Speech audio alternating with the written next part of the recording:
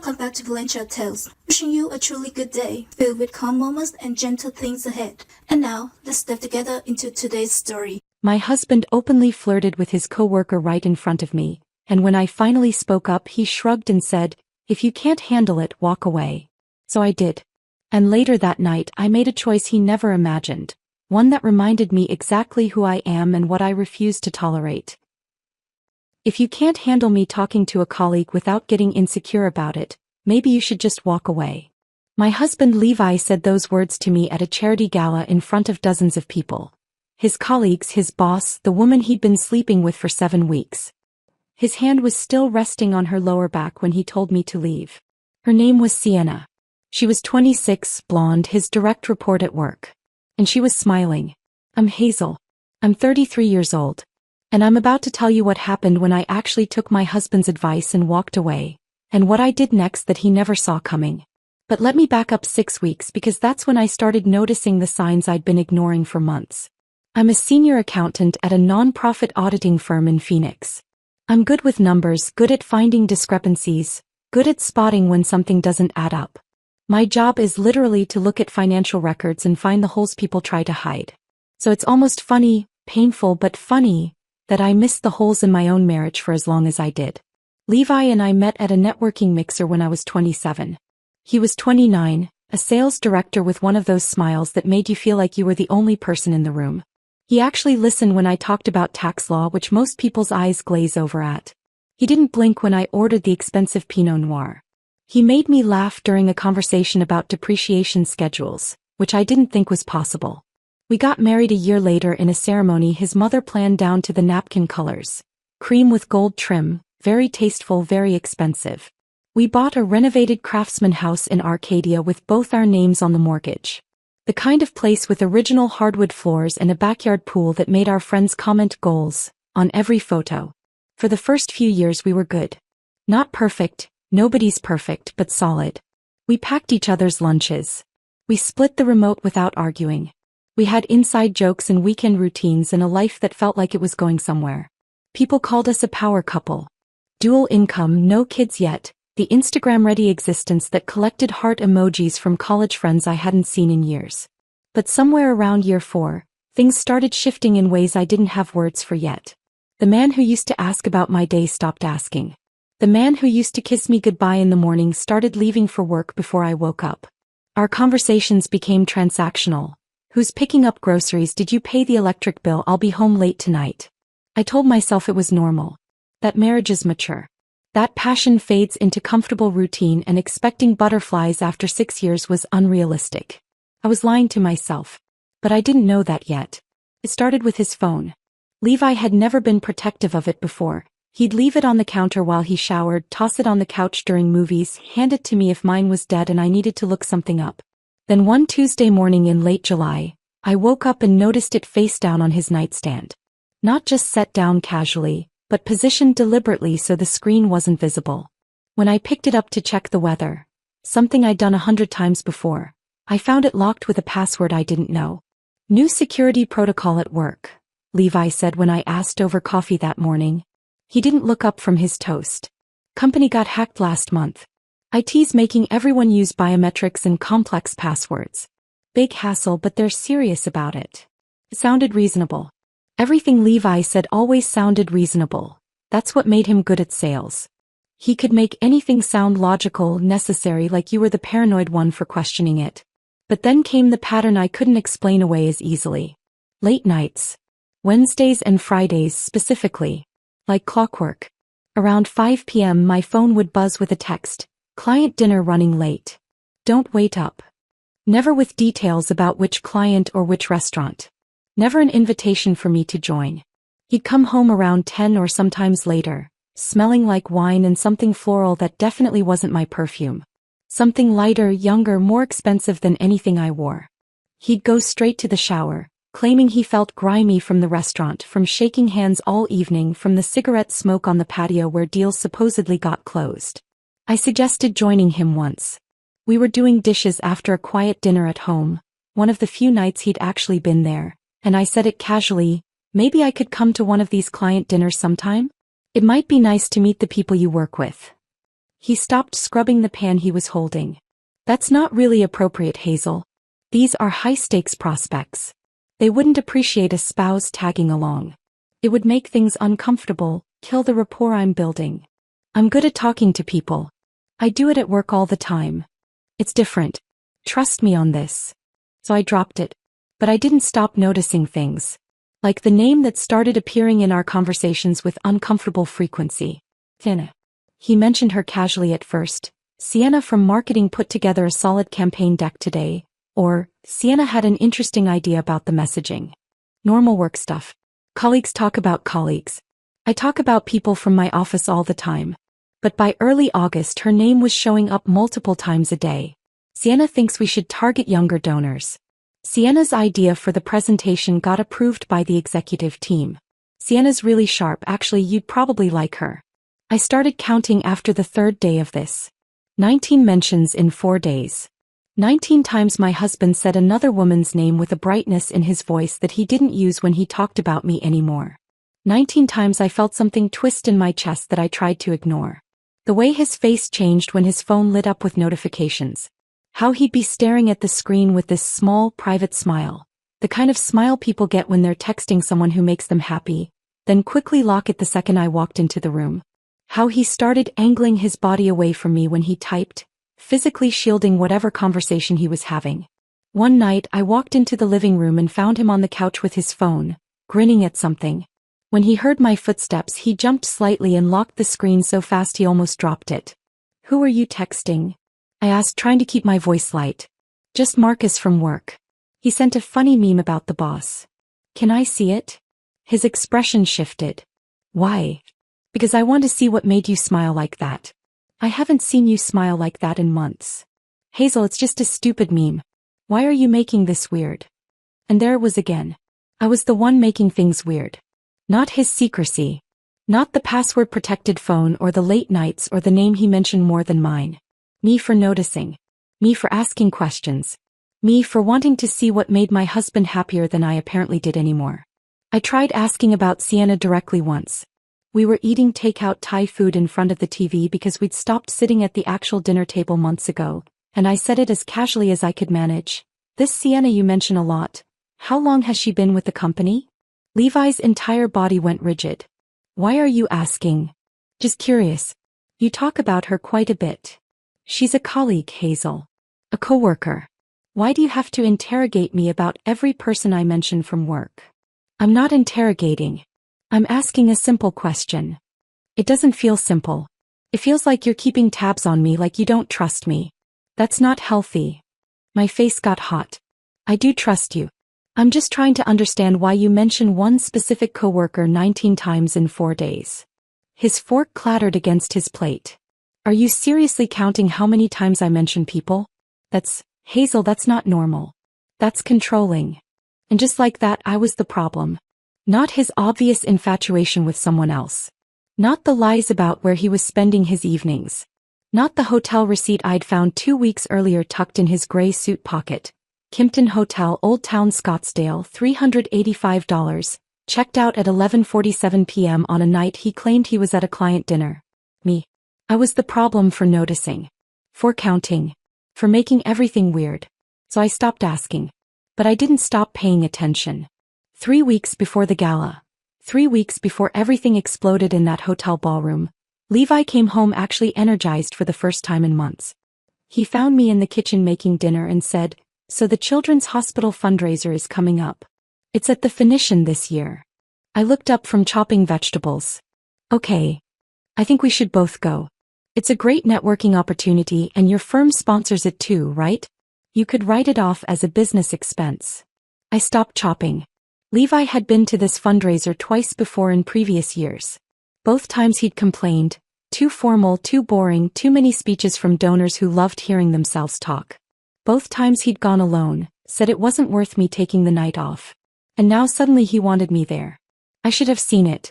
The red flag waving directly in my face. But I was so desperate for any sign that he still wanted me around, that I still mattered to him, that our marriage wasn't completely dead. I ignored every instinct screaming that something was wrong. "Yeah," I said, trying not to sound too eager. "Yeah, that sounds nice. We haven't been to something like that together in a while. Exactly. It'll be good for us. I went shopping for a new dress that weekend. Jade green, fitted, elegant. The kind of dress that used to make Levi stop whatever he was doing and tell me I looked beautiful. I got my hair done at a salon I couldn't really afford. I bought new heels that pinched my toes but made my legs look good. I convinced myself that maybe this event would be the reset we needed. The night we'd reconnect and remember why we got married in the first place. I was so painfully, desperately wrong. But I didn't know that yet. Not while I was getting ready. Not while I was driving to the Phoenician separately because Levi said he had to stop by the office first. Not while I was standing in that elegant ballroom thinking maybe tonight would be different. I didn't know yet that the fundraiser wasn't going to save my marriage. It was going to be the night I finally stopped lying to myself about what my husband had become. The night he'd tell me to walk away in front of everyone we knew. And the night I'd start planning exactly how to make him regret it. The Friday of the gala arrived faster than I was ready for.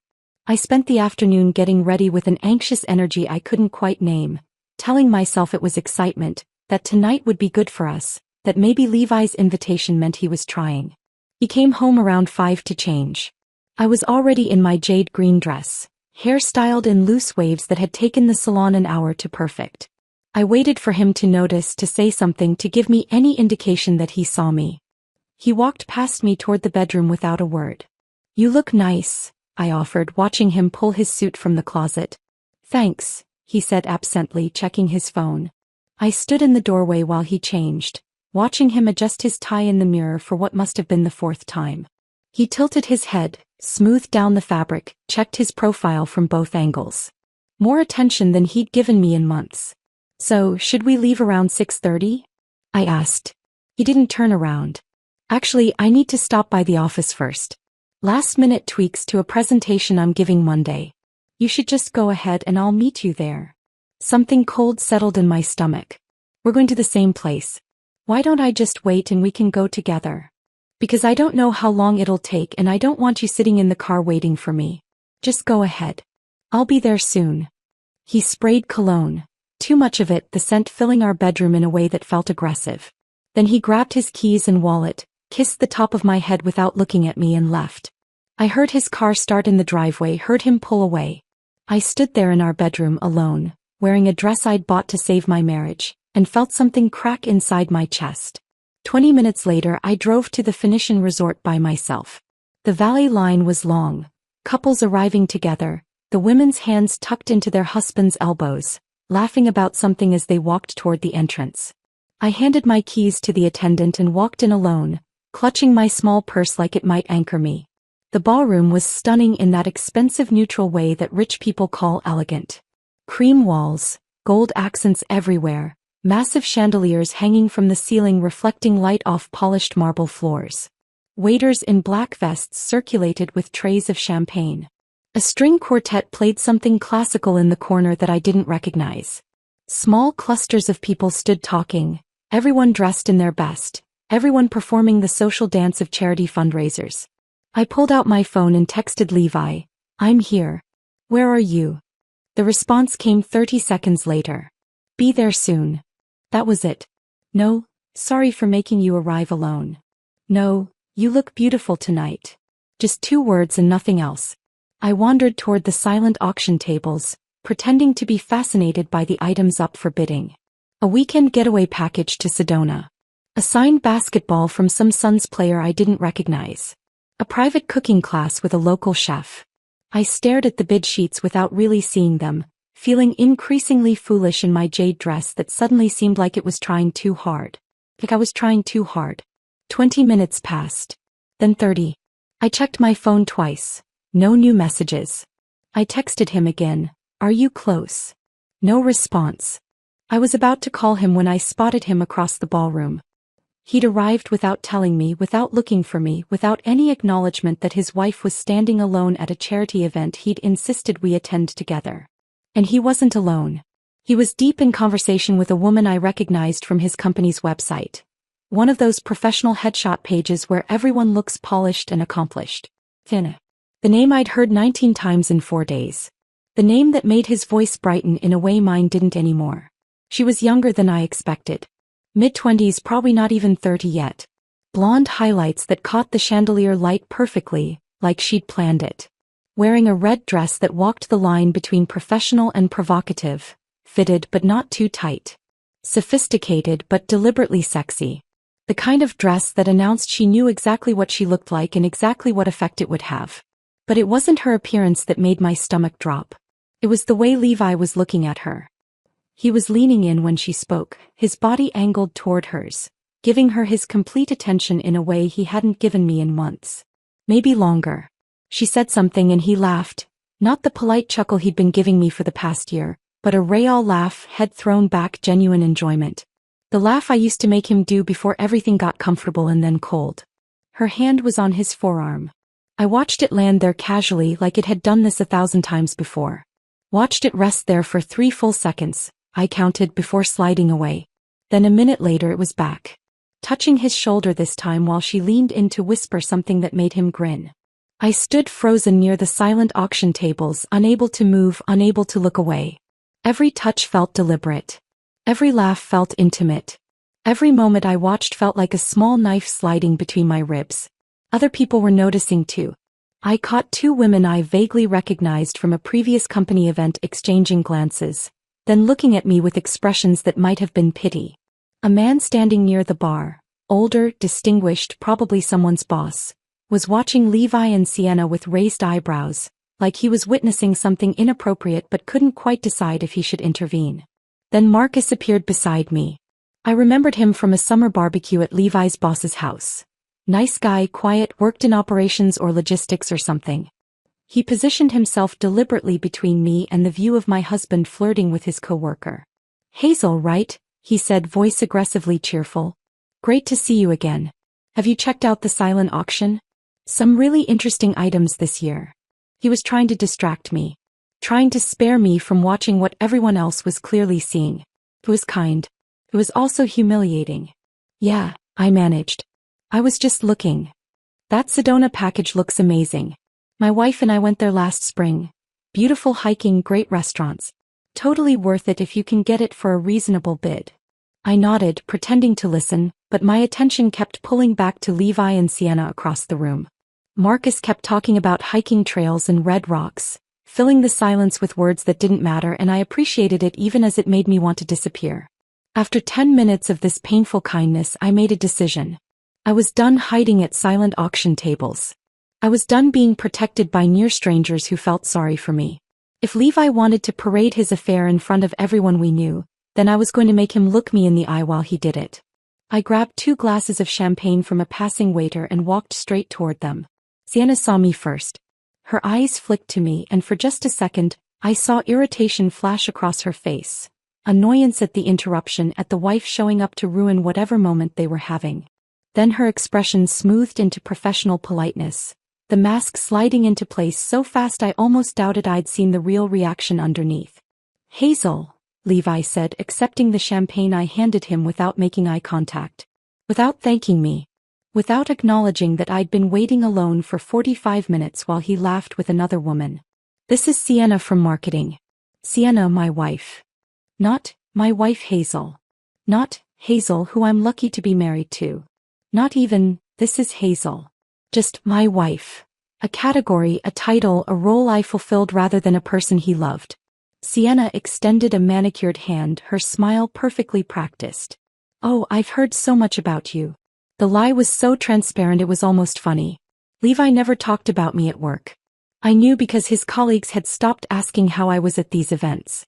When someone's name never comes up in conversation, people stop inquiring. They just do. "Nice to meet you," I said, shaking her hand briefly.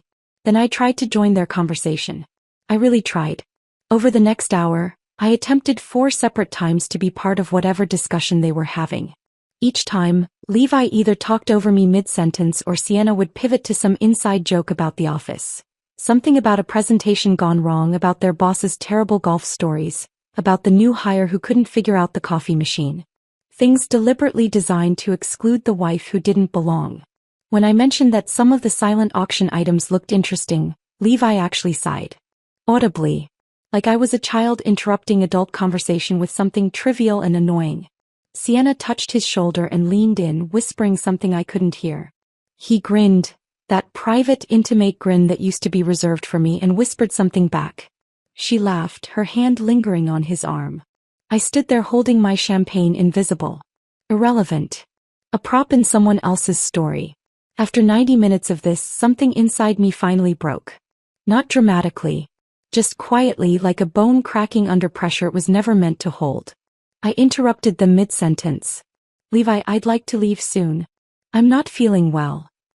He looked at me like I'd announced I was setting the building on fire. Now. We just got here.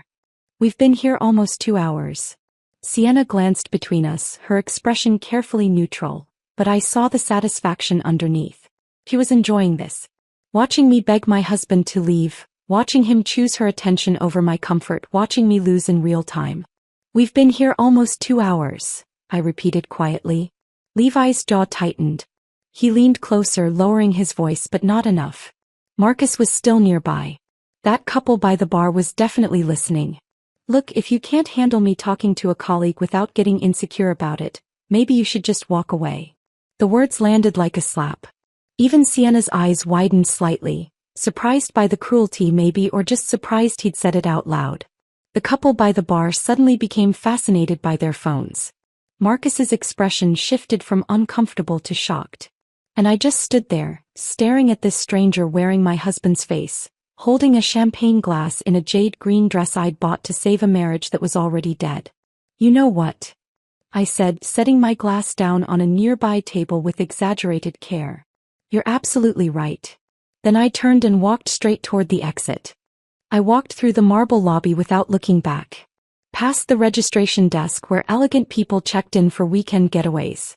Past the valet stand where attendants in burgundy vests called out ticket numbers. Straight to the self-park garage where my car sat under fluorescent lights that made everything look pale and institutional. My hands were shaking when I unlocked the door. I sat behind the wheel for a full minute before starting the engine, just breathing, trying to process what had just happened. Levi had told me to walk away. In front of his colleagues. In front of his boss. In front of the woman he'd been sleeping with. And I'd actually done it. The drive home took 20 minutes. I didn't turn on music. Didn't turn on the radio. Just drove in complete silence. Nothing but the sound of my own breathing and the hum of tires on pavement, the occasional traffic light clicking from red to green in the empty Friday night streets. The house was dark when I pulled into the driveway. All the lights off, exactly how I'd left them hours ago when I thought I was going to a charity gala that might save my marriage. I sat in the car for 5 minutes, staring at the front door, knowing that once I walked through it, something fundamental would shift. That I'd be entering a different house than the one I'd left. Or maybe I'd be a different person. Maybe both. Inside, I didn't turn on the overhead lights. Just the small lamp in the kitchen that cast everything in warm yellow tones that felt wrong for the moment. I opened the wine fridge. The expensive one Levi had insisted we needed, the one that held bottles we were supposedly saving for special occasions, and pulled out the Cabernet we'd been keeping for our anniversary in October. $180 bottle. Anniversary gift from his parents 2 years ago that we'd never opened because we were waiting for the right moment. This felt like the right moment. I poured myself a very large glass and sat down at the kitchen island. My phone was on the counter, buzzing constantly. I ignored it for the first 10 minutes, just sipping wine and staring at the backsplash tile we'd picked out together 3 years ago. Levi had wanted white subway tile. I'd wanted something with more character. We'd compromised on a pale blue mosaic that now just looked sad in the dim lighting. Finally, I picked up my phone. 32 messages. All from Levi. I read them in order, watching the progression like a predictable script. What was that? You embarrassed me in front of my boss. People are asking where you went. Everyone's staring at me. Hazel, answer your phone. This is ridiculous. We need to talk about this like adults. Fine. Ignore me. But you made a scene and now I have to deal with the fallout. Then about 20 messages in, the tone shifted from defensive anger to something that resembled panic. Are you home? I'm getting worried. Please just let me know you're okay. People are asking if everything's all right. I don't know what to tell them. And finally, the last few messages landed on forced concern. I'm leaving now. We need to talk when I get home. Are you okay? I'm worried about you. Not once did he apologize. Not once did he acknowledge what he'd said or how he'd said it.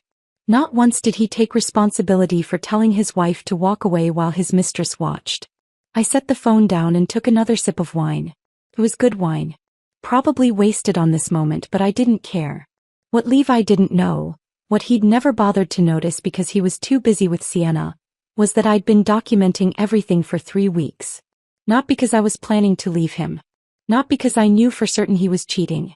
But because some instinct I didn't fully understand had told me to pay attention, to keep records, to build a case I didn't yet know I was building. It started small. A credit card charge that didn't make sense. $247 at a restaurant I'd never heard of. The Mission, some upscale place in Old Town Scottsdale. The date was a Wednesday in mid-July, one of those nights Levi had texted to say he'd be late because of a client dinner. I'd been annoyed but not suspicious. Client dinners happened. That was his job. But then I'd looked closer at the itemized receipt that came through our email, because Levi, efficient salesman that he was, forwarded all business expenses to our shared account for tax purposes. 2 entrees. 2 desserts.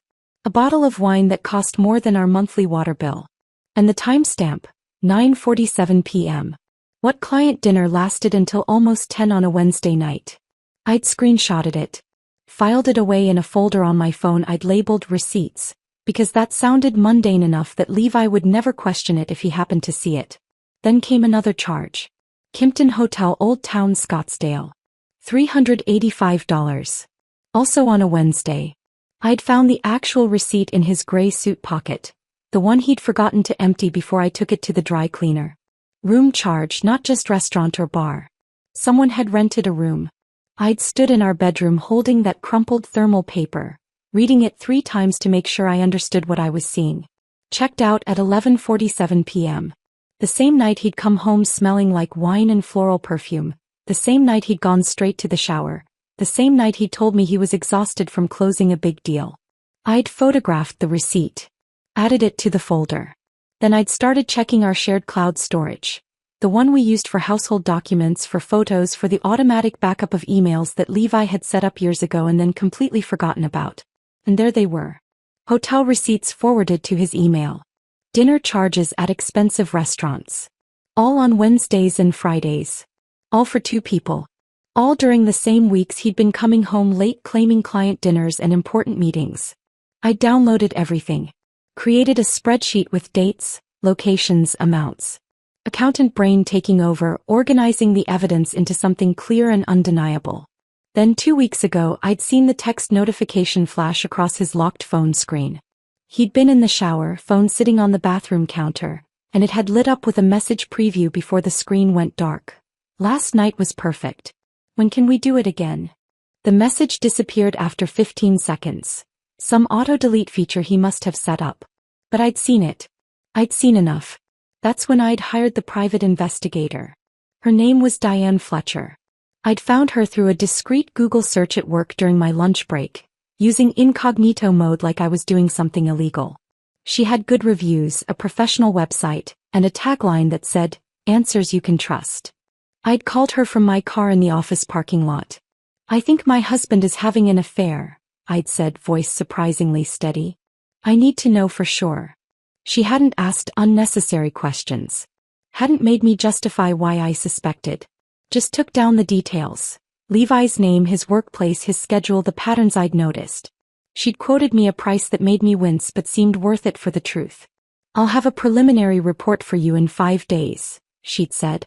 5 days later, the morning of the gala, she'd emailed me a PDF file with a subject line that just said, "Fletcher Investigation Report." I'd opened it in my car before going into work. Sat there reading page after page of surveillance notes, timestamps, photographs that made my hands go numb. Levi and Sienna had been sleeping together for 7 weeks. Every Wednesday evening client dinner was actually the Kimpton Hotel in Old Town Scottsdale. Same room, practically same time, like they had a standing reservation. Every Friday late meeting was drinks at her apartment in Tempe, a small complex off Rural Road where Diane had photographed them entering together at 7 p.m. and not leaving until past midnight. There were photos of them at restaurants. Photos of them in hotel parking garages. Photos of Levi's hand on Sienna's lower back. Of them laughing together. Of them kissing in his car before driving to separate locations.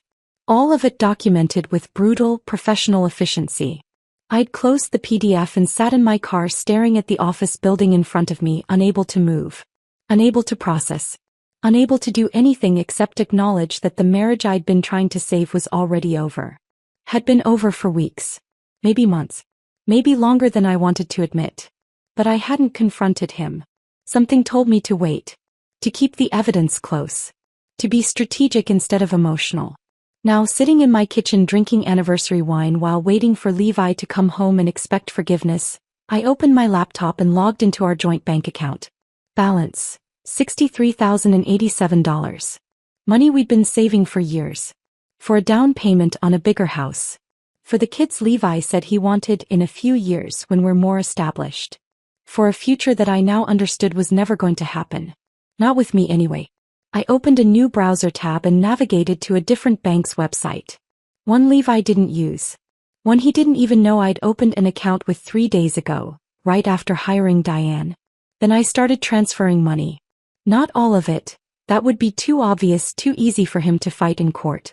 Just careful amounts that wouldn't trigger alerts or raise immediate red flags. $3,000 on Monday. $2,500 on Thursday. $4,000 the following Tuesday. Over 2 weeks I'd quietly moved $38,000 into my personal account. Documented every transfer with screenshots. Kept digital receipts. Made sure everything was trackable and legal and defensible if anyone questioned it. I wasn't stealing. This was community property. Arizona was a no-fault divorce state, which meant everything got split 50-50 anyway. I was just making sure that when the inevitable happened, when Levi decided to leave me for Sienna, or when I finally worked up the courage to leave him, I wouldn't be left with nothing while he emptied our accounts out of spite or strategy. I'd made copies of everything else too. Mortgage documents showing I'd been making 80% of the payments for the past 2 years, even though Levi's ego would never let him admit his sales commissions had been declining. Car titles. Investment statements. His life insurance policy that still listed me as sole beneficiary. Something I was absolutely not telling him about until the divorce was final. I'd stored everything in a folder at my office. Physical copies in a locked drawer. Digital copies on a flash drive I kept in my purse. Away from the house. Away from Levi's ability to access or destroy them. 3 days before the gala, I'd consulted with divorce attorneys. Not 1, 3. I wanted to understand my options, wanted to hear different perspectives, wanted to know exactly what I was walking into if this marriage ended. The third attorney I met with was a woman named Rebecca Fontaine. She had an office in downtown Phoenix with a view of the mountains, a reputation for being ruthless in court, and a direct way of talking that I appreciated. "How long have you known about the affair?" she'd asked. 3 weeks of proof. Months of suspicion. "Do you have documentation?" I'd shown her everything. The receipts, the photos, the private investigator's report. She'd leaned back in her chair and said something I'd never forget. "The person who files first controls the narrative. The person who's prepared wins." I'd hired her on the spot. She drafted divorce papers that afternoon but hadn't filed them yet. I'd told her I needed one more piece of evidence. Something undeniable that would prevent Levi from spinning this as my paranoia or insecurity. Something public enough that he couldn't gaslight me later. Those papers were sitting in my car trunk right now. Ready to file. Waiting. I heard Levi's car pull into the driveway. Heard the engine cut off. Heard the door slam. I took another sip of wine and waited. The front door opened with exaggerated quietness. The kind of careful silence someone uses when they're trying not to wake a sleeping person, even though every light in the house was still on. Levi's footsteps moved through the entryway, hesitated in the hallway, then continued toward the kitchen where he knew I'd be waiting. He stopped in the doorway when he saw me. I was sitting at the island with my wine glass, my laptop open in front of me, and an expression that I later realized must have looked disturbingly calm. Almost serene. Like I'd already made decisions he didn't know about yet. "Hey," he said carefully, voice soft, testing the temperature of the room. "You okay?" I took a sip of wine before answering. Let the silence stretch just long enough to make him uncomfortable. "I'm fine." He shifted his weight from one foot to the other, loosening his tie with one hand. "Look, about earlier, that got out of hand. I was stressed about work, the presentation on Monday, and I took it out on you. I shouldn't have said what I said. It wasn't an apology.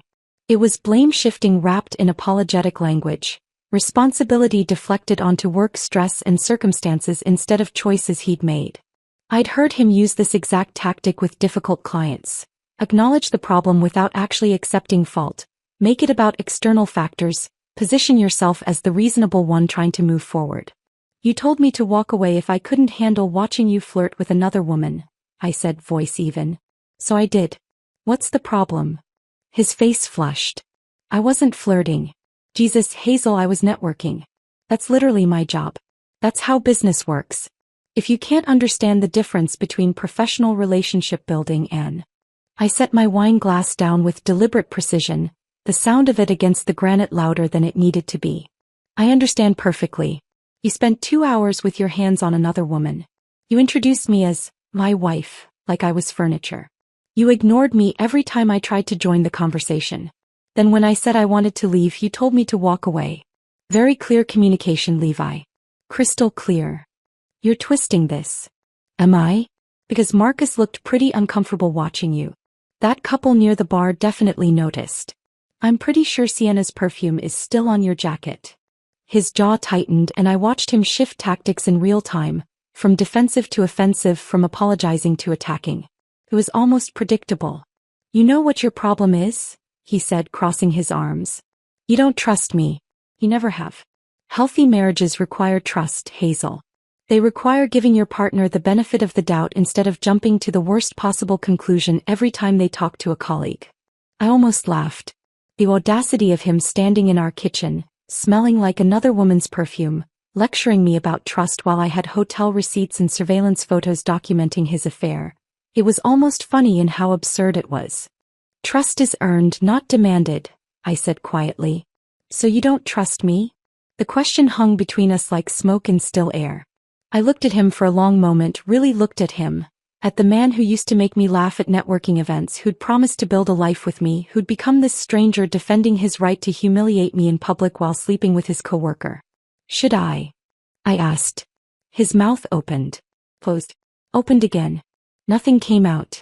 He stood there searching for words that would make this my fault, that would turn my reasonable question into evidence of my unreasonable behavior. But for once he had nothing.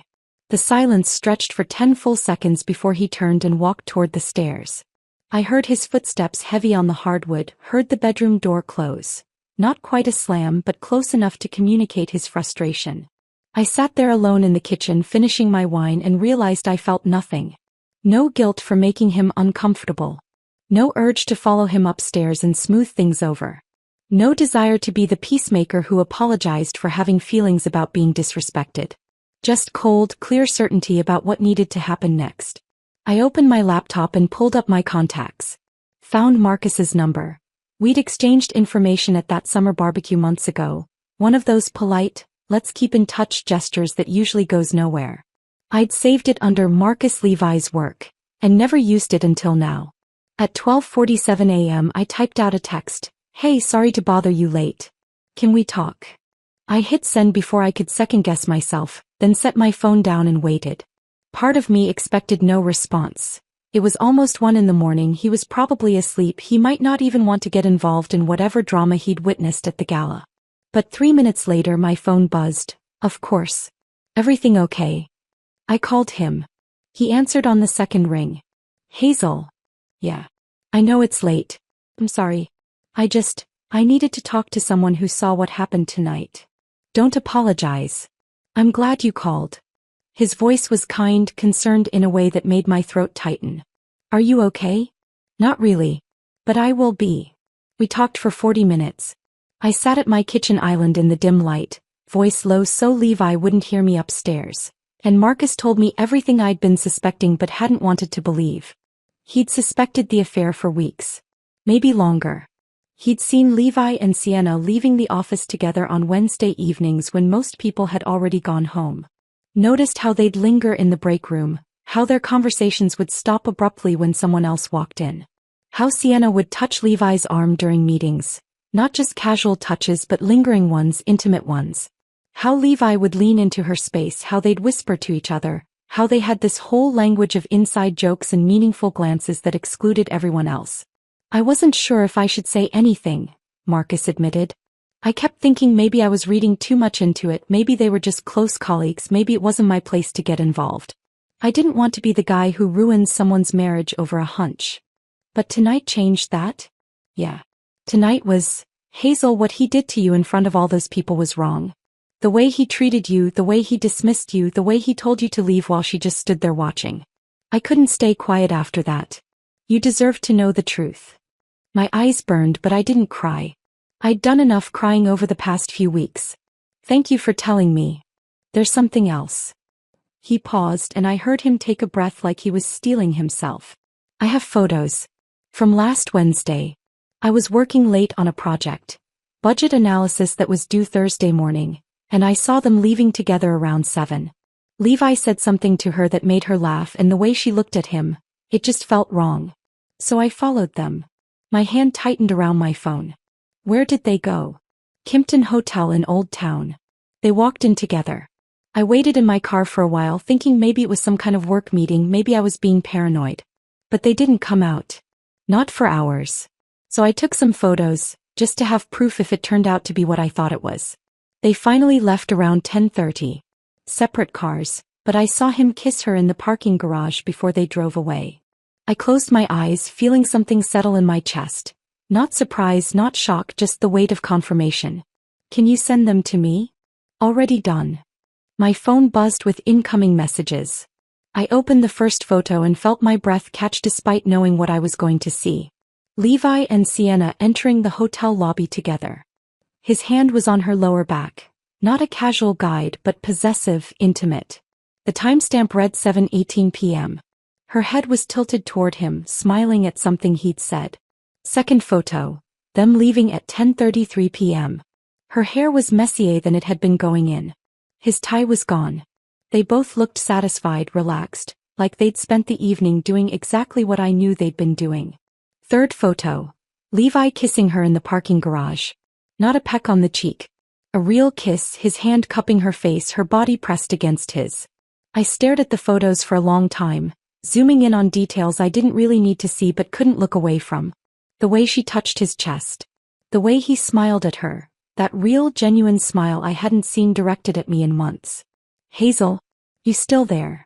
Yeah, I said, voice steadier than I expected. I'm here. I'm really sorry. I know seeing those can't be easy. Actually, it's easier than you'd think. Because now I'm not crazy. Now I'm not the paranoid wife who couldn't handle her husband talking to a colleague. Now I have proof. What are you going to do? I looked at the photos again, feeling something cold and crystalline settle in my chest. Not heartbreak. That had happened weeks ago, probably months ago if I was honest with myself. This was something else. Clarity. Purpose. The kind of focused determination that comes when you finally stop questioning yourself and start taking action. I'm filing for divorce tomorrow, I said. This morning, actually, since it's already past midnight. Silence on the other end. Then quietly, good. He's an idiot. You deserve so much better than this. I know I do. We talked for a few more minutes.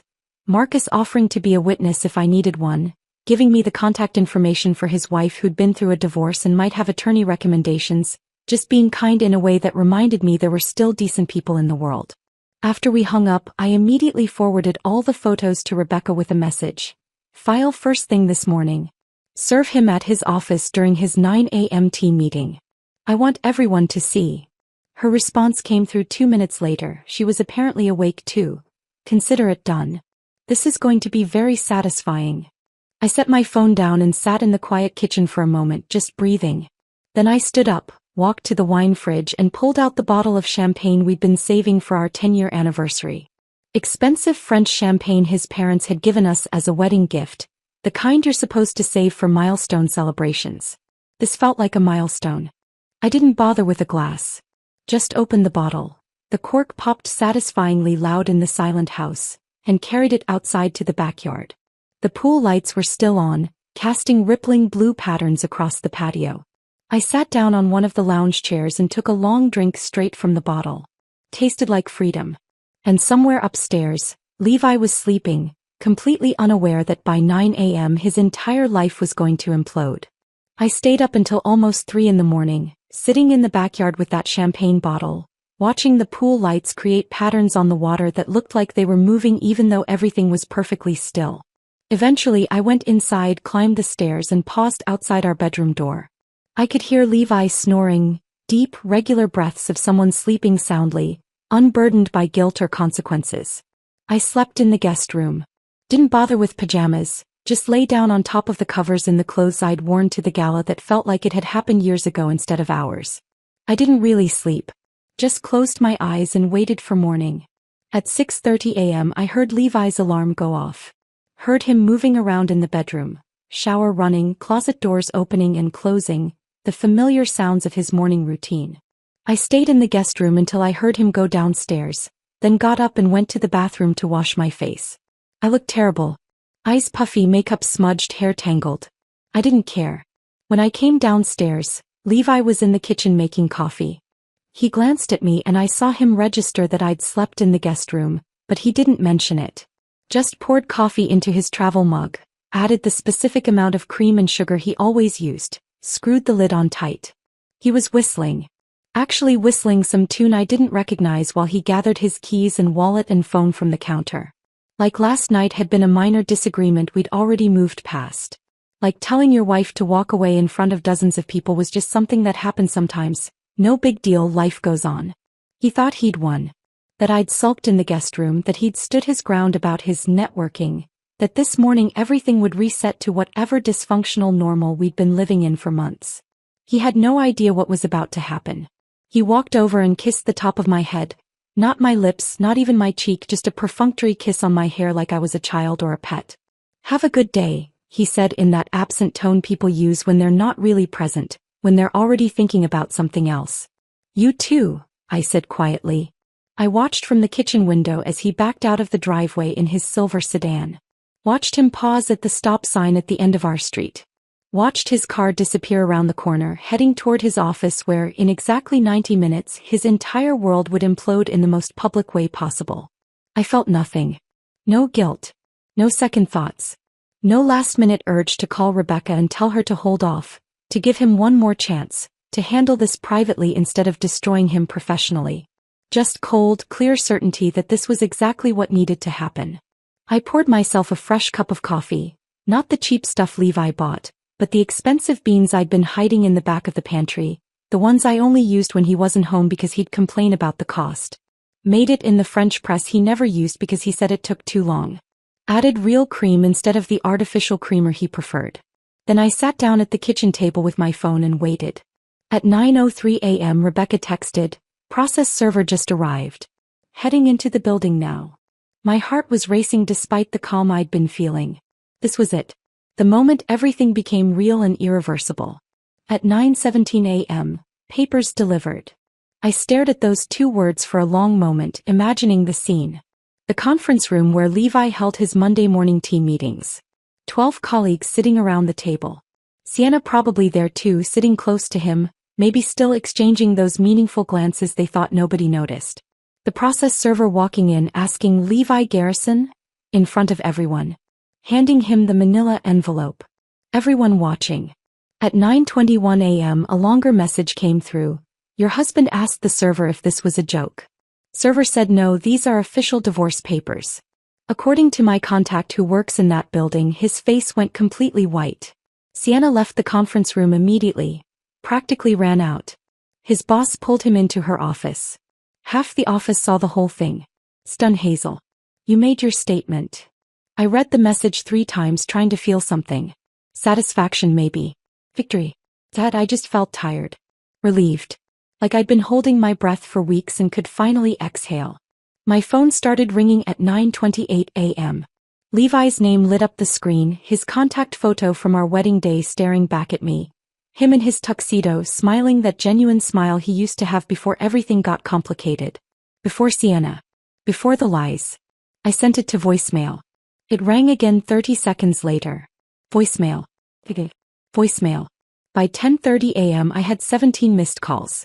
I made myself another cup of coffee, carried it out to the back patio where the morning sun was already making everything hot and bright, and listened to the voicemails in order.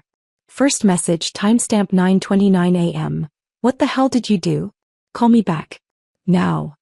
His voice was tight with shock and anger, barely controlled. I could hear other voices in the background. People talking, probably colleagues asking what was going on. Second message, 9:35 a.m. Hazel, everyone saw that. A process server walked into my team meeting, and handed me divorce papers in front of Sienna, my boss, 12 colleagues. What were you thinking? You can't just, call me back. We need to talk about this. Panic was creeping into his voice now. The anger was still there, but underneath it was something closer to fear. Third message, 9:52 a.m. People are asking me questions I can't answer. My boss wants to meet with me in 10 minutes. This is insane, Hazel. This is not how adults handle marriage problems. We can work through this like rational people. Please call me. The anger was fading, replaced by desperation. He was starting to realize this wasn't a dramatic gesture he could talk me down from. This was real. By the fifth message he was begging, please just talk to me. I know you're upset about last night. I shouldn't have said what I said. I was wrong. But you're destroying my career, my reputation, everything I've built. Please just call me back so we can figure this out. By the 10th message he'd shifted to manipulation. I know you're upset, but this is too far. You're acting crazy. You're making decisions out of emotion instead of logic. You're going to regret this when you calm down. We can fix this, but not if you keep acting like this. Call me. I deleted all of them without responding. Didn't feel angry listening to him spiral. Didn't feel vindicated. Just felt distant, like I was listening to messages meant for someone else. At 10:45 a.m. I sent him one text. Just one. You told me to walk away. I did. Papers are filed. Don't come home tonight. Locks are being changed. Then I blocked his number. The finality of it was almost peaceful. Like closing a door that had been banging in the wind for months. But I wasn't done yet. What Levi didn't know, what nobody except Rebecca and Marcus knew, was that while he'd been sleeping soundly last night, I'd also been compiling a detailed file about the affair. Not just for the divorce, but for his company's HR department. The file included everything. Marcus's photos of Levi and Sienna entering and leaving the Kimpton Hotel. Timestamps from hotel security footage that my private investigator Diane had somehow obtained. I didn't ask how, just paid her invoice. Credit card receipts for the room charges. A formal written complaint citing workplace ethics violations, specifically the company's strict anti-fraternization policy. I'd done my research. Their company had a zero-tolerance policy for managers having romantic relationships with direct reports. It was in the employee handbook, in the ethics code they all signed annually, in the training modules they had to complete. Levi was Sienna's direct supervisor. He approved her time off, her performance reviews, her raise requests. The affair wasn't just unprofessional, it was a terminable offense.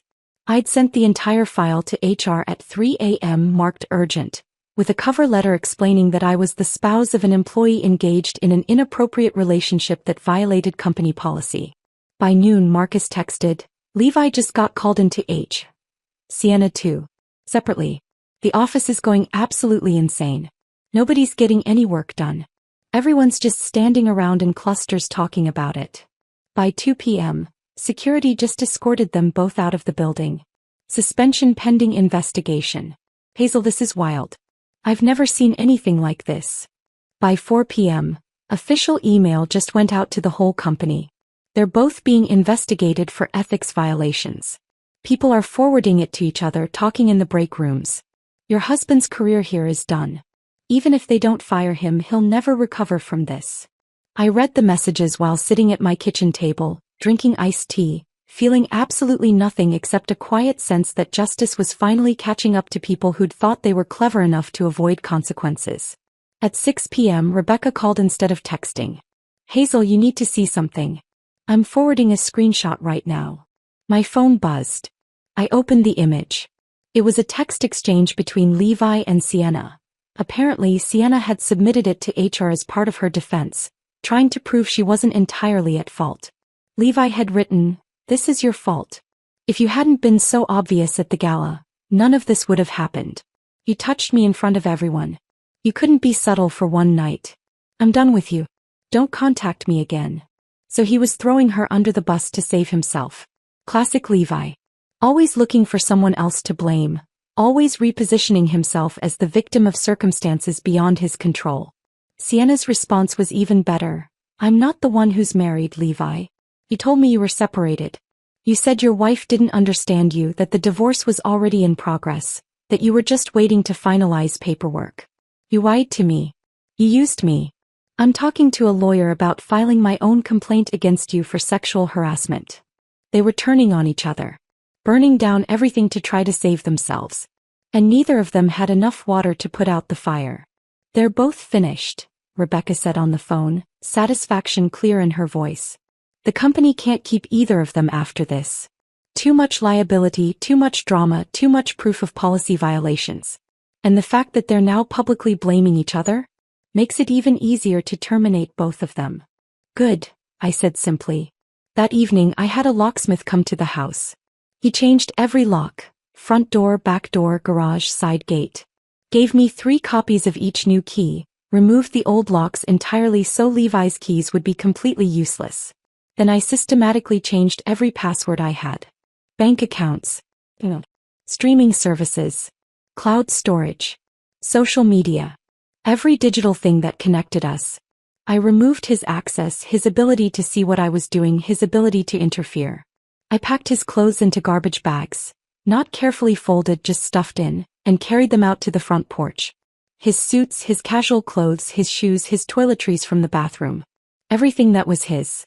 I left them in a pile with a note written on the back of an old envelope. You can collect these by Sunday. After that, they're going to Goodwill.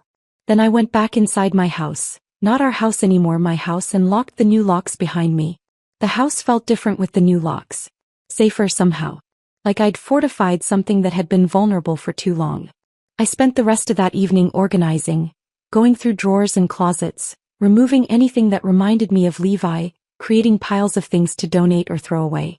I was in the middle of clearing out the hall closet when I heard a car pull into the driveway. 8 p.m. Right on schedule. I walked to the living room window and watched Levi get out of his car. He looked terrible. Shirt wrinkled, tie loosened, hair disheveled in a way that suggested he'd been running his hands through it all day. He walked toward the front door with his key already in hand, probably expecting one last chance to talk me down, to explain things, to negotiate his way back into the house and the marriage. I watched him insert the key. Watched him try to turn it. Watched the confusion cross his face when it didn't work. He tried again, jiggling the key, pushing harder against the door like maybe he just wasn't doing it right. Nothing.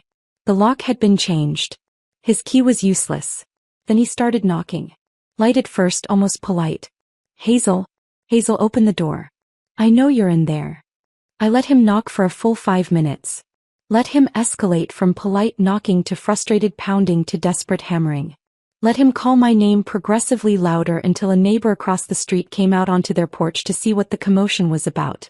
Then I walked to the door and opened it with the security chain still latched. Just a 4-inch gap between us. What are you doing here? I asked calmly. He looked shocked that I'd actually answered. What do you mean, what am I doing here? This is my house. I live here. Why doesn't my key work?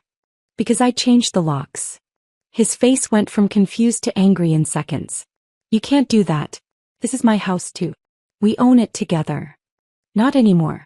My attorney filed for exclusive use of the property pending divorce proceedings. You're trespassing. Trespassing? Hazel, this is insane. You can't just... His voice was getting louder, more aggressive. Open this door. We need to talk about this like adults. There's nothing to talk about. You made your choices. I made mine. I made a mistake, okay? Is that what you want to hear? I made a mistake. But this... He gestured wildly at the chain-latched door, at the garbage bags of his clothes still sitting on the porch. This is too far. You're destroying everything over one mistake. I almost laughed. One mistake. You had an affair for 7 weeks. You lied to me every Wednesday and Friday for almost 2 months. You humiliated me at a public event. You told me to walk away. And now you want to call all of that one mistake. You're twisting. Your stuff is on the porch. Take it and leave. If you're not gone in 5 minutes, I'm calling the police. His face went from red to purple. You can't do this. This is my home too. I have rights. You had months to think about your rights when you were sleeping with Sienna. You chose her. Now grab your things and go. Hazel, please. I closed the door. Latched it. Walked away while he continued knocking and calling my name. Eventually, I heard him cursing, heard him dragging the garbage bags to his car, heard his trunk slam multiple times. Heard him sit in his car for another 20 minutes, probably trying to figure out where he was going to sleep, who he could call at 8 p.m. on a Monday night to ask for a couch to crash on. Finally, the engine started. He drove away. I looked out the window and watched his taillights disappear down the street, and I felt absolutely nothing. Over the next week, the destruction spread through Levi's life like wildfire, consuming everything in its path. Marcus kept me updated, not because I asked but because he seemed to think I deserved to know how thoroughly Levi's world was imploding.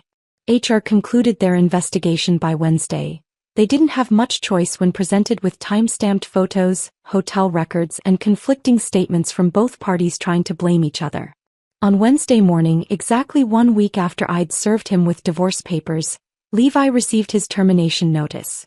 Fired for ethics violations, for having a romantic relationship with a direct report, for creating a hostile work environment, for bringing disrepute to the company. The letter cited multiple policy violations and ended his employment effective immediately with no severance package. Sienna was terminated the same day. Marcus forwarded me the company-wide email, carefully worded to avoid legal issues but clear enough that everyone understood what had happened. 2 employees had been terminated for violating the company's ethics code and anti-fraternization policy. An investigation had found evidence of an inappropriate relationship between a manager and his direct report. The company took these matters seriously and had zero tolerance for such behavior. But that wasn't even the most damaging part for Sienna. Turns out this wasn't her first office affair. She'd been sleeping with another married executive 6 months before Levi, a VP in sales who'd quietly resigned when his wife found out. The company had swept it under the rug then, but now with a pattern emerging, they wanted to make a statement. They wouldn't tolerate employees who made a habit of inappropriate workplace relationships. Both their careers in Phoenix were essentially over. Word spread fast in our industry. Companies talk to each other, HR departments share information about problem employees, reputations get destroyed in email chains and phone calls that nobody admits happened. I knew it was spreading because people at my own office started treating me differently. More sympathetic. More careful. Like I was fragile and might break if they said the wrong thing. My boss, Jennifer, pulled me aside Tuesday morning. Hazel, I heard about what happened. I'm so sorry. If you need time off, just say the word. We can cover your accounts. I'm fine, I said. Actually, I'd rather work. Keeping busy helps. She nodded, understanding in her eyes. If you change your mind, the offer stands. And if there's anything else you need. I'm okay. Really. My closest colleague, Amanda, brought me coffee Thursday morning without being asked. Set it on my desk with a sympathetic smile and didn't mention why. Just squeezed my shoulder and went back to her cubicle. People knew. They were being kind. And I appreciated it even though it made me feel exposed in a way I wasn't entirely comfortable with. But I didn't need time off. I needed routine. I needed numbers that made sense and problems that had solutions and work that existed completely separate from the chaos of my personal life. Levi tried everything to reach me that week. He sent emails from his personal account, long rambling messages that alternated between apologizing and blaming me for overreacting. I blocked his email address after the 3rd one. He called from different numbers, probably borrowed phones from friends or maybe new burner phones he'd bought specifically to get around my blocks. I sent every call to voicemail, deleted the messages without listening to them.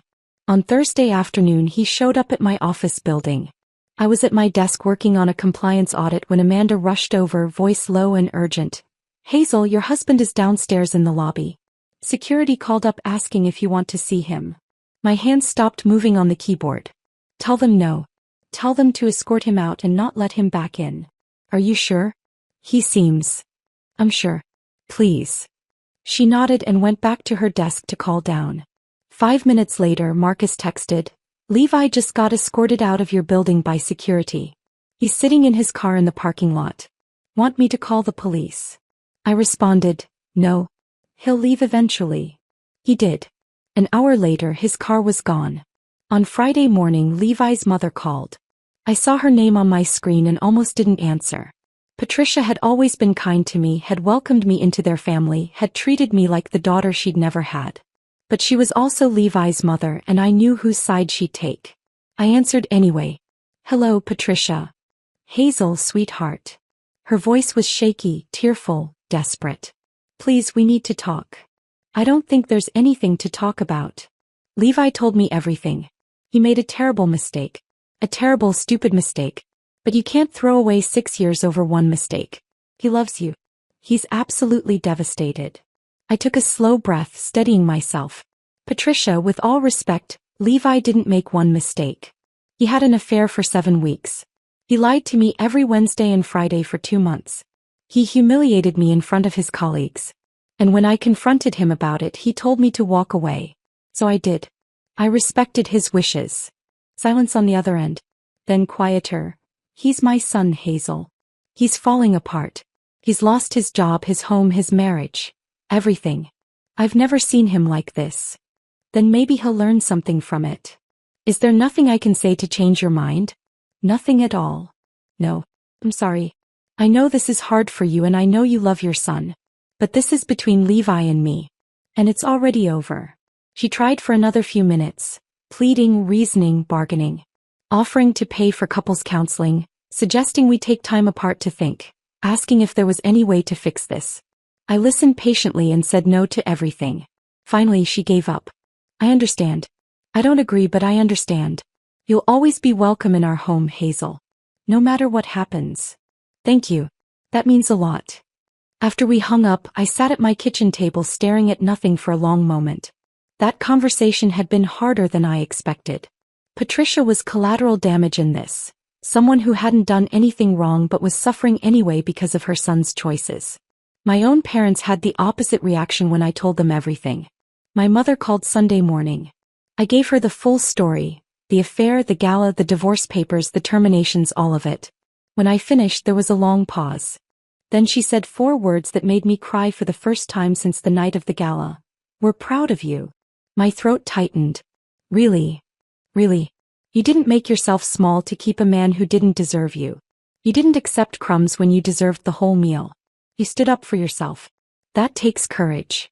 I wiped my eyes with the back of my hand. It doesn't feel courageous. It feels like surviving. Sometimes those are the same thing.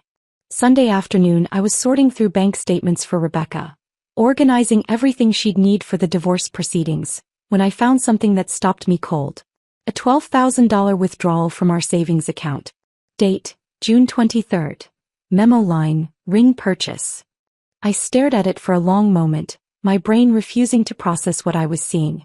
We'd made that savings account for a house down payment. For our future together. And Levi had taken $12,000 out of it 2 months ago. For a ring. My hands started shaking. I pulled out my phone and called Rebecca. "Can you check something for me? I need to know if Levi purchased jewelry in late June. Specifically around June 23rd. Give me a few minutes." She called back 40 minutes later. Tiffany & Company at Scottsdale Fashion Square. June 23rd. 1 engagement ring. Purchase price, $11,847. The room tilted. I sat down hard on the kitchen floor, phone pressed to my ear, unable to speak. "Hazel, you still there?" "He bought her an engagement ring," I whispered. "With our money. While we were still married.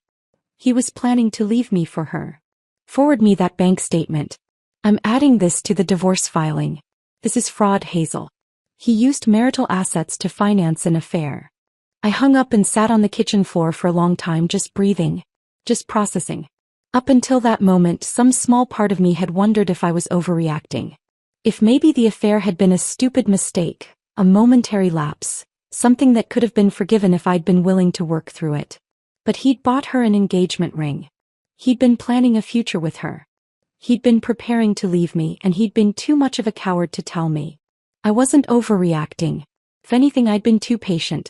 I stayed on that kitchen floor for a long time after hanging up with Rebecca. Just sitting there with my back against the cabinets, staring at the bank statement in my hands, trying to reconcile the man I'd married with the man who'd bought an engagement ring for his mistress using money we'd saved together for our future. Eventually I got up.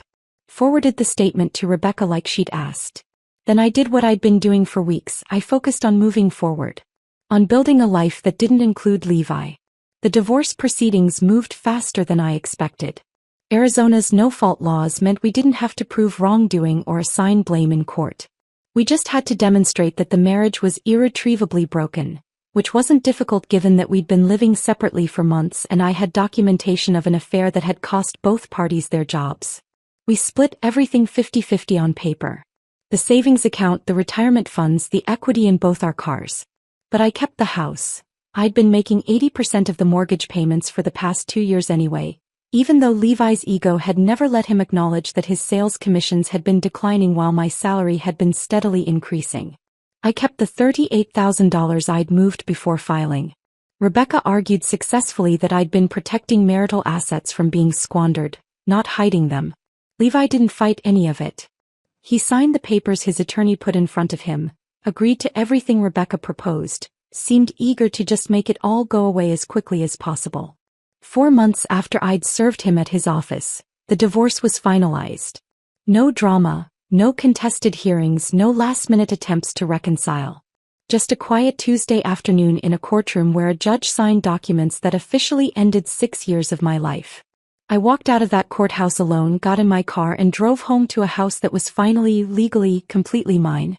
I should have felt something, relief, maybe, or grief, or at least some acknowledgement that a chapter had closed. That I just felt tired. Through Marcus, I heard updates about Levi's new life. He'd moved to Tucson, taken a sales job with a medical supply company at half the salary he'd been making in Phoenix.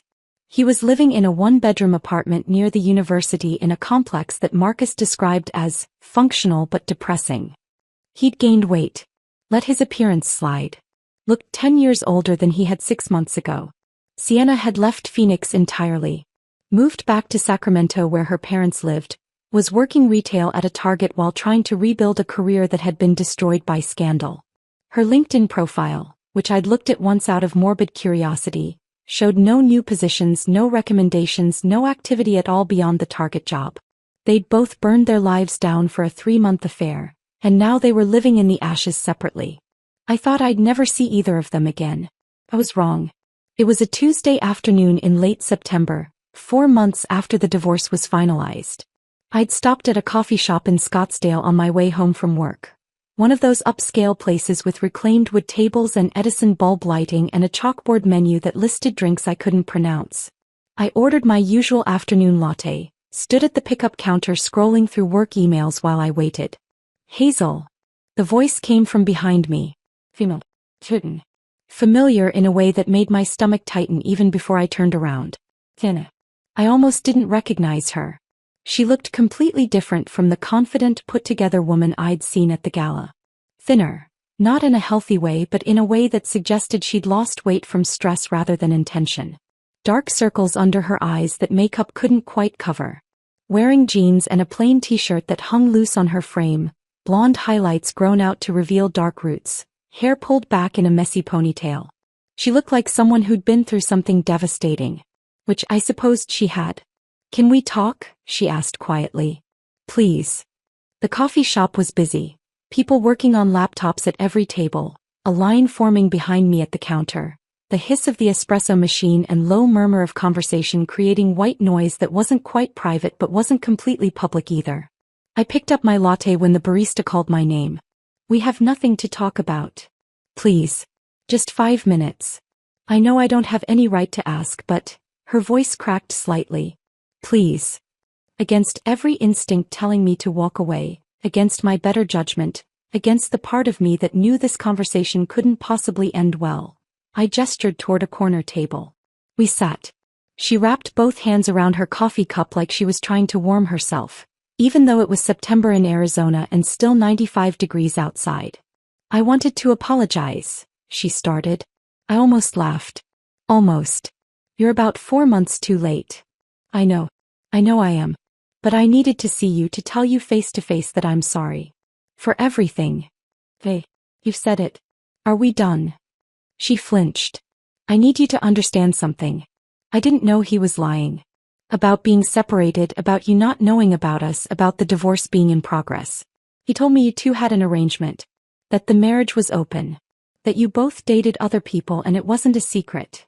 I stared at her for a long moment. Part of me wanted to believe she was that naive, that she'd genuinely been fooled by Levi's lies. But I'd seen her at that gala. Seen the satisfaction in her eyes when Levi dismissed me. Seen how she touched him, performed intimacy with my husband right in front of me without a trace of guilt or uncertainty. You thought I didn't know? I said quietly. Even at the fundraiser when I was standing right there watching you touch him, when he told me to leave and you just stood there smiling, you thought I was okay with it? Her face crumbled. I thought he said you had an understanding. That you both had been living separate lives for years, that the marriage was over and everything but paperwork. He was so convincing, Hazel. He showed me texts that he said were from you agreeing to see other people. He had explanations for everything. He's a salesman, Sienna. Being convincing is literally his job. It's what he does for a living. He makes people believe things that benefit him. She started crying. Not dramatic sobbing, just quiet tears sliding down her face while she stared at her coffee cup. I know that now. But when you're in it, when someone's telling you exactly what you want to hear, it's hard to see the lies. I felt nothing watching her cry. No satisfaction, no anger, no sympathy. Just a hollow emptiness where stronger emotions probably should have been. I lost everything, she whispered. My job. My reputation. My apartment. I couldn't afford rent after getting fired and my roommate kicked me out because she didn't want the drama. I had to move back in with my parents in Sacramento. I'm 26 years old, sleeping in my childhood bedroom, working at Target because I can't get a reference from my last job. Every interview I go to, they Google my name and find out what happened. My career is over before it really started. I took a sip of my latte, letting the silence stretch. Then, you made your choices. You chose to sleep with a married man. Maybe he lied to you, I actually believe he probably did. But you still made that choice. And choices have consequences. I know. I'm not asking you to feel sorry for me. I'm trying to explain. You don't need to explain. I understand perfectly. You wanted something that belonged to someone else and you took it without caring who got hurt. The only difference between you and Levi is that he had more to lose. But you're both the same kind of selfish. She looked up at me, mascara smudged around her red eyes. I know I don't deserve your forgiveness. I know nothing I say will make this better. But I needed you to know that I'm sorry. For all of it. For believing him. For not asking more questions. For hurting you. I stood up, gathering my purse and coffee. Looked down at this woman who'd helped destroy my marriage and was now seeking some kind of absolution I had no intention of giving. Your apology doesn't change anything, I said. It doesn't give me back the marriage I thought I had. It doesn't erase the humiliation of watching my husband flirt with you in public while you smiled like you'd won something. And it definitely doesn't make me feel sorry for you. She looked up at me with those swollen eyes. What am I supposed to do now? Figure it out. The same way I did after your affair destroyed my marriage. The same way everyone does when they have to deal with the consequences of their choices. I walked toward the door, then stopped and turned back. One last thing she needed to hear. For what it's worth, Sienna, Levi would have done this to you eventually too. Men who cheat don't suddenly become faithful just because they've upgraded to a newer model. If you'd ended up together, you would have been me in 5 years. Sitting at home wondering why he's working late so often, finding hotel receipts in his pockets, watching him flirt with the next young coworker. You didn't win anything. You just delayed your own heartbreak. Her face crumpled completely. I didn't wait to see if she'd respond. Just turned and walked out into the September heat, the automatic doors closing behind me, sealing off that conversation permanently. I got in my car and sat there for a moment, hands on the steering wheel, processing what had just happened. I'd thought seeing Sienna again would feel like something, closure maybe, or vindication. Instead, it just felt like looking at wreckage from an accident that had happened months ago. Just damage that was already done, consequences that were already playing out, lives that were already changed beyond repair. 2 weeks later, Marcus texted me, "Thought you should know. Levi tried calling Sienna yesterday. She blocked his number." I smiled at that. They'd burned down their entire lives for each other, destroyed careers and reputations and relationships, lost everything they'd built, and in the end they didn't even want each other. That felt like justice. Not the dramatic, satisfying kind. Just the quiet, inevitable kind where people who make selfish choices end up alone with the consequences. I drove home from that coffee shop thinking about Sienna sitting alone at that table, crying into coffee that had probably gone cold. Thinking about Levi in his Tucson apartment, trying to reach out to the woman who'd helped destroy his marriage only to find himself blocked. Thinking about how they'd both burned everything down for each other and ended up with nothing but ashes.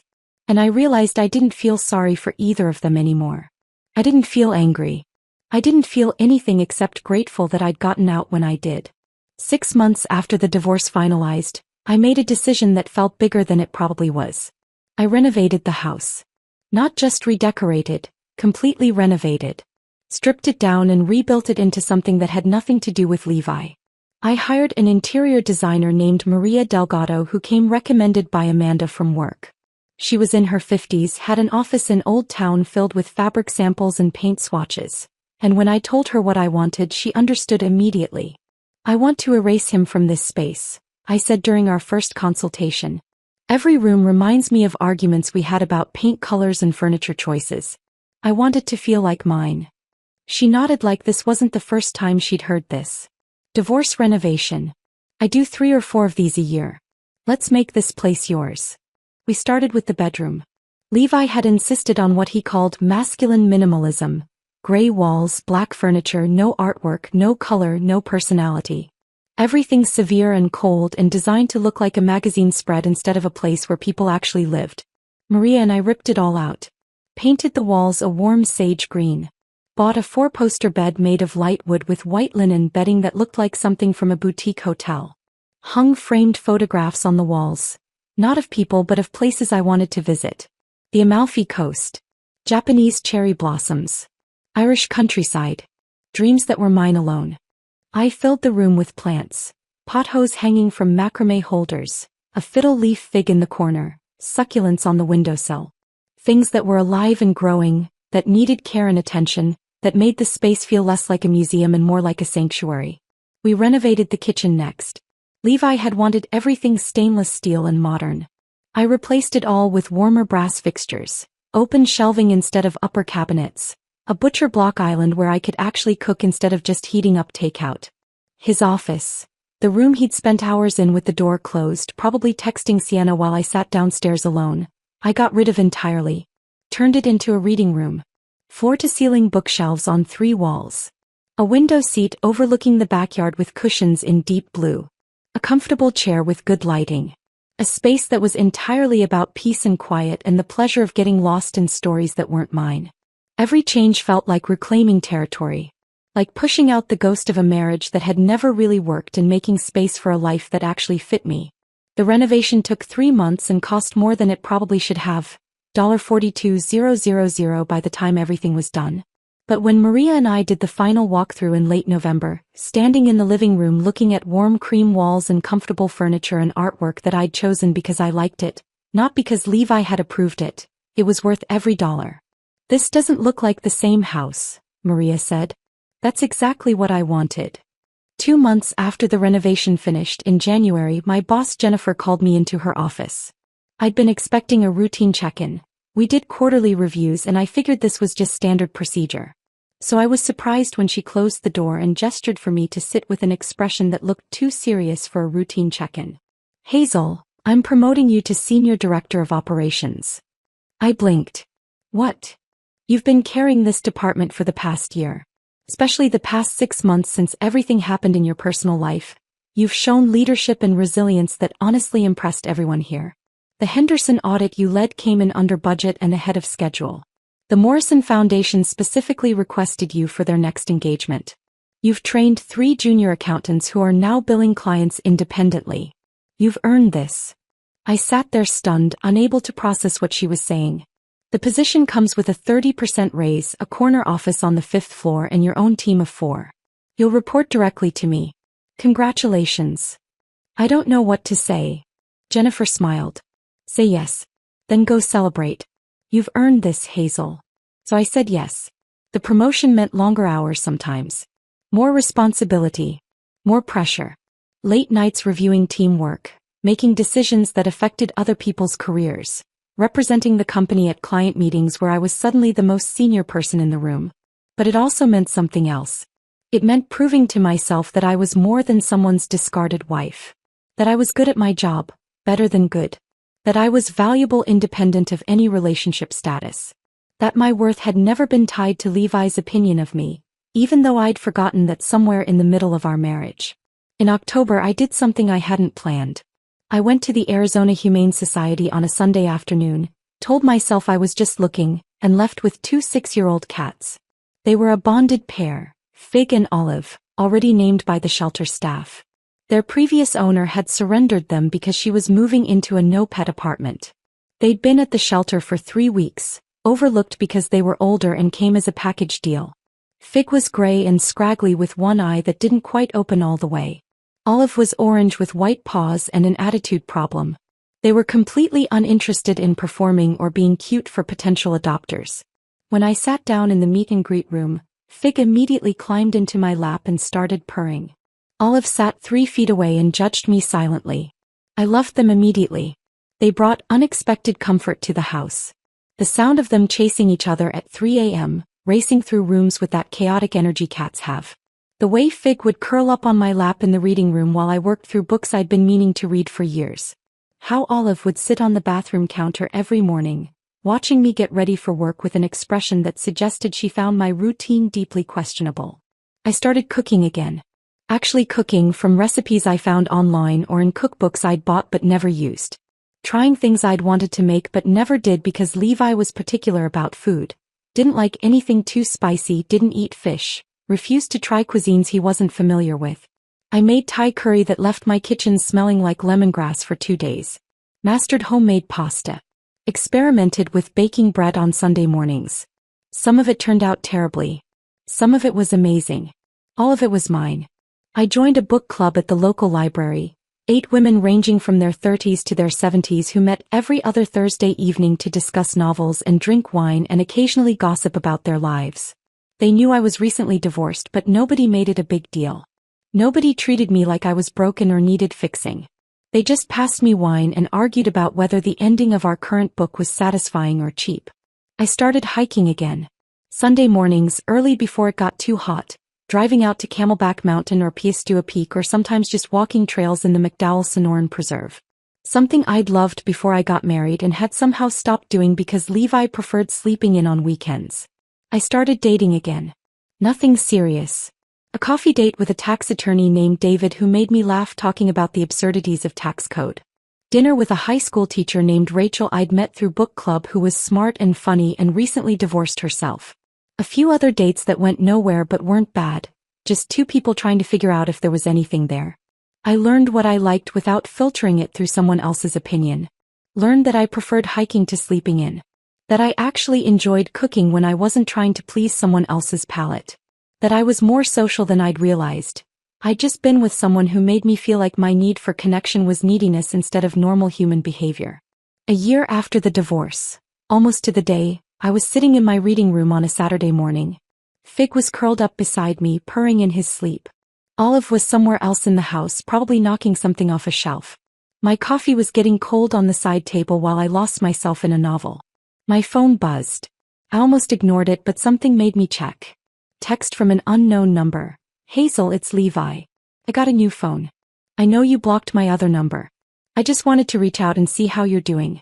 I've been thinking about you a lot lately. About us. I made terrible mistakes and I'm sorry. I've done a lot of therapy this past year and I realize now what I threw away. Is there any chance we could talk? Get coffee? I'm not asking you to take me back, I just miss you and I'd like to see you. Please consider it. I read it 3 times. Waited for some feeling to surface. Anger, satisfaction, grief, vindication, anything. But there was nothing. Just a distant recognition that this person used to matter to me and now he didn't. I didn't respond. Just blocked the number, deleted the message and went back to my book. And that's when I knew I'd actually moved on. Not because I'd stopped being angry, that had happened months ago. Not because I'd forgiven him, I hadn't and probably never would. But because Levi's attempt to re-enter my life didn't even register as important. He'd become irrelevant. A chapter that was finished. A mistake I'd learned from. Nothing more. Sometimes late at night when the house is quiet except for the cats purring and the distant sound of the neighborhood settling into sleep, I think about that moment at the gala. When Levi told me to walk away, he'd meant it as a dismissal. A power play. A way to put me in my place while he continued his affair in plain sight. While Sienna watched and smiled. He had no idea he was giving me permission to leave a marriage that had been dead for months. I just hadn't realized it yet. Walking away wasn't the punishment Levi thought he was delivering. It was the escape route I didn't know I needed. And in walking away, in actually doing what he'd told me to do, I found exactly who I was meant to be all along. Someone who refuses to tolerate disrespect. Who protects herself strategically. Who understands that sometimes the best revenge isn't dramatic confrontation or public humiliation. Sometimes the best revenge is simply living well while your betrayer watches their life implode from a distance you control. Levi told me to walk away. So I did. And I built a life so much better than the one I left behind that I never once looked back. If this story of calculated revenge kept you hooked until the very end, smash that like button right now. My favorite part was when Hazel had those divorce papers served during Levi's team meeting in front of everyone. What was your favorite moment? Drop it in the comments below. Don't miss more powerful stories like this. Subscribe and hit that notification bell so you never miss an upload.